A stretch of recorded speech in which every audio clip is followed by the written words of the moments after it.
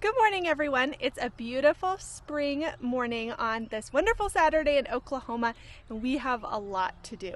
Now that the tulips are done, and we don't have a ton of ranunculus to sell, but they're behind me looking fabulous in our trial space, we are continuing to crank on our summer fields. But today's biggest task is working on vegetables, not flowers. So we are hoping to prep the rest of our northwest bed to get my tomatoes planted, as well as a bunch of other odds and end tasks across the farm on Saturday. We try to observe the Sabbath on Sunday, which means it's a full day of rest, and we don't do any work. We just enjoy the gardens and family, go to church, all of that stuff. But that means that in preparation to Sabbath properly, Saturdays are huge work days. So today's gonna be really full, but the Lord gave us a beautiful day to do it in, and so I hope you can bring you along for all the tasks we're gonna get done.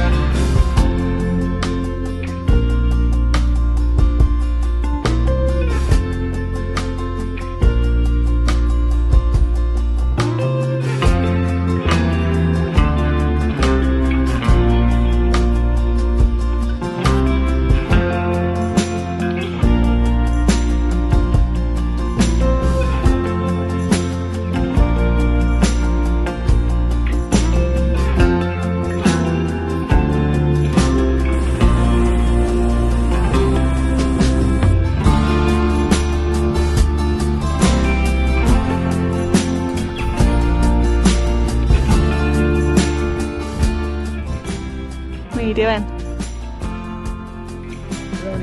Droney. You probably can't even see him. He's so tiny in the sky. Droney. My wonderful friend, I've mentioned her before, has a plant start business. So she spends all winter growing beautiful vegetable and flower starts in her basement grow room and sells them in the spring. Her opening day is today, but I got the perks as her friend of going yesterday and picking up all of my tomatoes and peppers that I told her I wanted her to grow for me to save room on my grow lights. She is fantastic at growing vegetables, which I can't say that I'm that skilled at, so it's a really great relationship. I bring her flower bulbs and plants, she gives me vegetables in return, and I picked all of them up, and I'm not ready to plant peppers. It's not warm enough yet in the evenings. Our lows are still a little too cold for peppers, so I'm gonna baby them a bit longer. I picked up 25 beautiful tomato plants from her. She grows them in cute little solo cups here. Let me pull a little friend out. Who do we have here? We have a pineapple tomato. And here he is. Let me go this way, see it better. Looking so strong and wonderful. It's a new day. Saturday got ahead of us. We often underestimate how long things are going to take. It took us 7.5 hours to finish the northwest field and irrigate the peonies. We got our extra drip tape out. Eric ran the water line across the road, and we laid drip tape at 6-inch spacing to all of our peonies. We have 2 rows of peonies on the west side of the property, and they needed water because we're not getting as much rain this spring as we thought we were. We didn't think we'd have to do irrigation until June, but it's not raining at all. So they needed irrigation, and I was hand watering, and that was a joke for like 100 feet of peonies. So it is Monday now when I'm filming this, and we're doing more tasks, more and more things to try to get done. And one thing I am committing to doing is making sure that I am sowing sunflower seeds every single week. I decided that Monday is going to be sunflower sowing day. I'm going to sow probably, I'm hoping 2 trays, but right now I only have 1 tray available. But once things start clearing out more, 2 trays of sunflowers every single Monday. So I'm always planting them out, so I always have sunflowers. That was a big lesson of mine last year. I had a beautiful first flush or 2 of sunflowers, and then summer hit. I got really busy harvesting and selling and things, and I fell back on properly sowing sunflower successions, and I had a big gap. I had like a month gap with no sunflowers. And of course, all my customers wanted to know, do you have sunflowers? Do you have sunflowers? And I was like, no. So this year I am always going to have sunflowers. So my goal right now is to get 1 tray of sunflowers sowed and on the heat mat so I can check off that list item for Monday, sunflowers. Got my tray filled with soil. I had been using Miracle-Gro, which is just kind of icky, but I found a local compost company that makes all of their stuff in Tulsa, but they sell it like Ace and some other smaller shops. So I got a bag of seed starting mix, and I've been really liking it. My tray is from Bootstrap Farmer. I can link it in the description. And I really love it because it has these open holes to air prune the roots on the seedling tray, and I've been super happy. They're also really durable and can last for years and years instead of those gross cheap plastic ones, which I'm constantly breaking. I'm looking here, I think I'm going to sow today.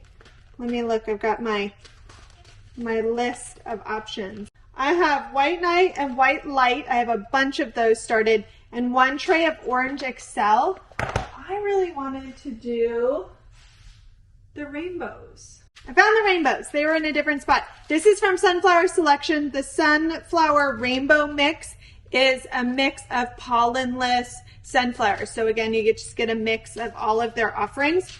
And I decided I am going to let 1 row in my field bloom completely out and not harvest them at the earlier time before they open all the way, so that people, when they come through our drive-through flower stand, can actually see sunflowers blooming in the field instead of how they would normally look, which is not getting to see the color because I've harvested before they've colored up. So I think that'd be a really fun treat. Sowing these sunflowers is super easy, so it shouldn't be that hard for me to be disciplined in getting this done every Monday. But I filled the tray with soil, and then what I'm going to do, you can tell it's a mix because all the seeds look different. I'm going to go through and I'm going to pop a seed on top of every little cell. This is a 72 count, so 72 sunflower seeds. And I'll show you what I do. That was super fast, took probably 90 seconds. Now that they're sitting on top, I'm going to take my finger and I'm just going to press them in, probably about a ½ inch, closer to an inch, under or into the soil. Just pressing them down. They're all pressed down. I'm not going to add more soil on top. I'm just going to run my hand over the top, and it's going to kind of knock the soil just over to cover up that hole. And then I'm going to water this in deeply, and the water is going to push the soil over the seeds, so it really speeds up the process.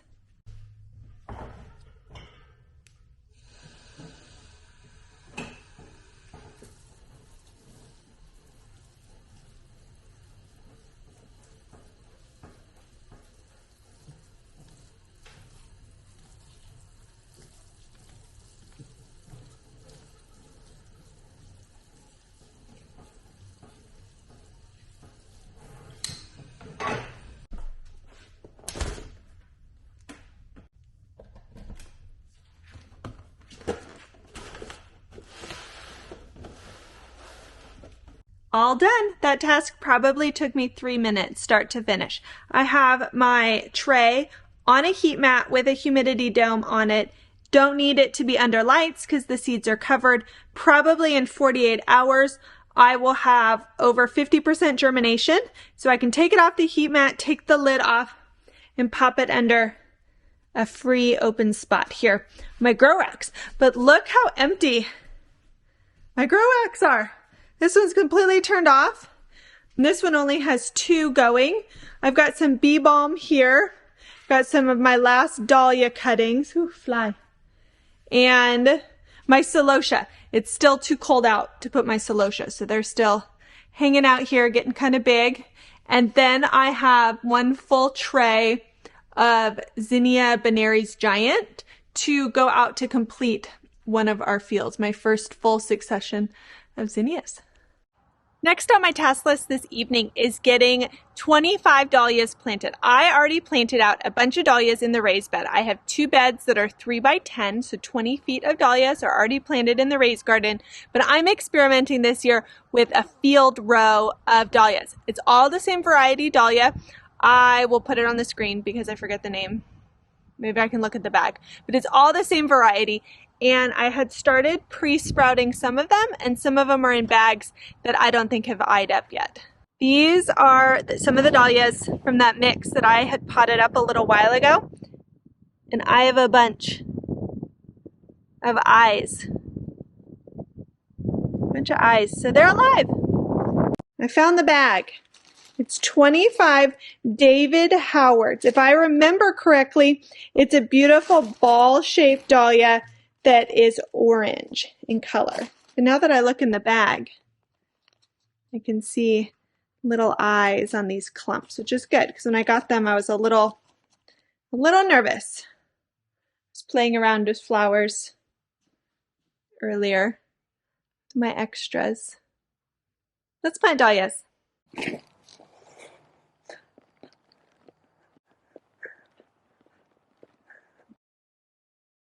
So a couple days ago on that Saturday, we not planted out, that's what I'm doing right now. We built our dahlia row. We have a 30-foot row with, I think we ended up with maybe 21 holes for my 25 dahlias. So some will have to go in the raised garden. But I'm going to get these planted. Let me show you. So as I said, I have some in my tub here pre-sprouting, and then I have the rest in the bag here.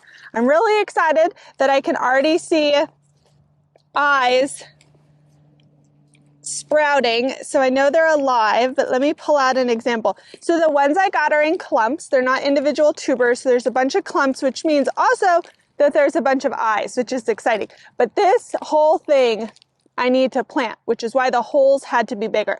Dahlias would prefer to be closer to 6 inches, but with our clay, it's really hard for me to get down 6 inches. But I'm going to do my absolute best to get this thing as deep as I can into our holes. So here are our eyes. He's nice and alive, which is good because I was worried about some of these broken necks. But he's good. He's alive. Let's see how well I can do this. I'm a little nervous. I'm not going to be able to get them very deep. But knife when it cut it open. Nope. I'm just loosening the soil here to try to pull it out and then get my hole and then push the dirt back in. I think honestly my best bet is going to be closer to 4 inches. All this grass. The grass.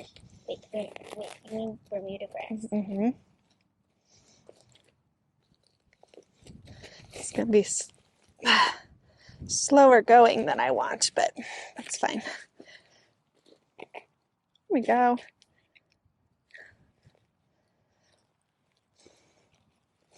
I'm just gonna get it looser.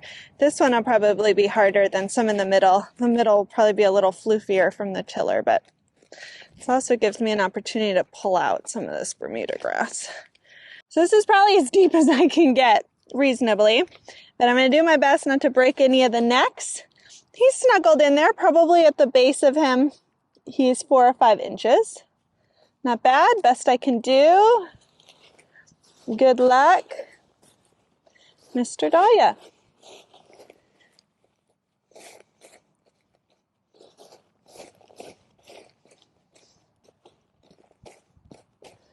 So that's the process. I've got 20 more to do. We'll see how many I can get done. Maybe have to finish the rest in the afternoon.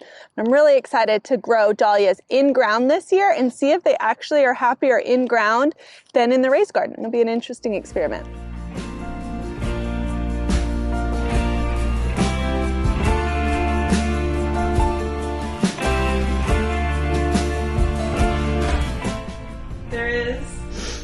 a giant spider on the floor.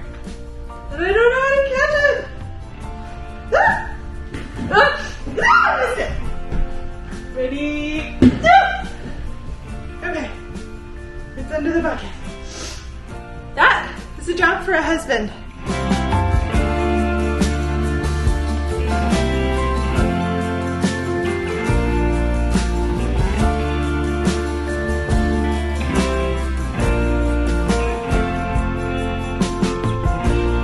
And it's another day. I feel like the title should be how many days does it take to film a YouTube video? Because this is like day 4.